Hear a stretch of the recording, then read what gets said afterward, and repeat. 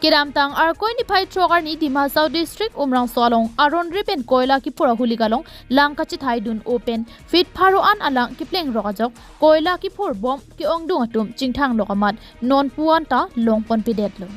bangso putha Kedam tang arkoi ni phai cricket homar ni Assam Jatiyabadi Yuwa Chatra Parisad Bokajan Regional Committee atuma hinpen India PM Narendra Modi Home Minister Amit Shah lapen BJP tere PMI phu JP Nada atuma aphan panong Bokajan SDO Civil Rideng epak pinpuralu pajirdam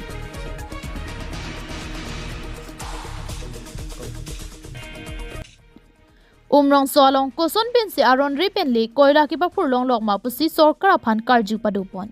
lapen madule labuson aron ria koila ki phuralong kacharabdun do pusitami prabjin pen nep ingnang ponsi aron atang pen ingsai veknangji pusi kehang padupon মই কব বিচাৰিছো যে সংবাদ মাধ্যমৰ জৰিয়তে যে তেখেতে যে কৈ আছে যে ডিমা হাউচৰ যিজন মুখ্য কাৰ্যবাহী সদস্য গাৰুলোচা তেখেতে যে জড়িত নাই তেখেতৰ যে সংবাদ মাধ্যমৰ যে তেখেতৰ পত্নী যি কণিকা গাৰুলোচাৰ যে নামটো বাৰে বাৰে আহিছে কিয় এই ক্ষেত্ৰত তেখেতে একটা তদন্ত দাবী কৰা নাই আৰু আমি যুৱ ছাত্ৰ পৰিষদে এই যি উমৰাংচো যি কয়লা খনিত যে যি এটা বৃহৎ চোৰাং ব্যৱসায় কৰি আছে এই ব্যৱসায় ক্ষেত্ৰখনত এটা আমি CBI এনকুৱাৰী বিচাৰিছোঁ জাতীয়তাবাদী যুৱ ছাত্ৰ পৰিষদৰ তৰফৰ পৰা আৰু আমি ক'ব বিচাৰিছোঁ যে যিসকল লোক ইয়াত জড়িত আছে উচ্চ বিষয়াৰ পৰা যিসকল কয়লাৰ ৰমৰঙীয়া তথা চোৰাং বেহাৰ লগত জড়িত আছে সকলোকে তদন্তৰ আওতালে আনি এটা উচিত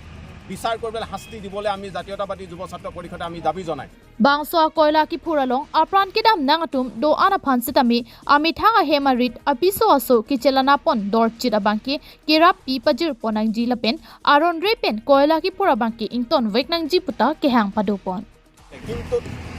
এই চোৰাং কাৰবাৰসমূহ চৰকাৰখনে দেখি কিন্তু চকুমুদা হাও জুৰিছিলে কাৰণ এই কয়লাৰ যিবোৰ অবৈধভাৱে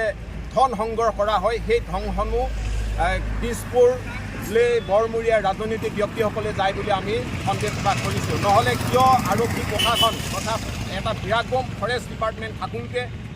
ইমান দিনে এই কয়লা বেহাটো কিদৰে চলাই যাবলৈ তেওঁলোক সক্ষম হৈছিলে কিন্তু আজিৰ এই শ্ৰমিকসকল যেতিয়া নিৰীহ শ্ৰমিকসকল যেতিয়া এই কয়লা খনিৰ মৃত্যু হ'ল তেতিয়াহে ইয়াৰ উচিত ঘটনাটো আজি ৰাইজে বা আমাৰ জনসাধাৰণে জানিব পাৰিছে সেইকাৰণে আমি ক'ব বিচাৰিছোঁ যে চৰকাৰক যে যিসকল নিৰীহ শ্ৰমিকৰ আজি মৃত্যু হ'ল তেওঁলোকক উচিত ক্ষতিপূৰণ দিব লাগে আৰু যিসকল এতিয়া কয়লা খনিসমূহত আবদ্ধ হৈ আছে তেওঁলোকে যি জীৱন মৃত্যুৰ সৈতে যুঁজি আছে তেওঁলোকক তৎকালীনভাৱে ভাৰত চৰকাৰে বা অসম চৰকাৰে উদ্ধাৰ কৰিবলৈ আমি জাতীয়তাবাদী যুৱ ছাত্ৰ পৰিষদে দাবী জনাইছোঁ নিউজ ৰিপৰ্ট KTV নিউজ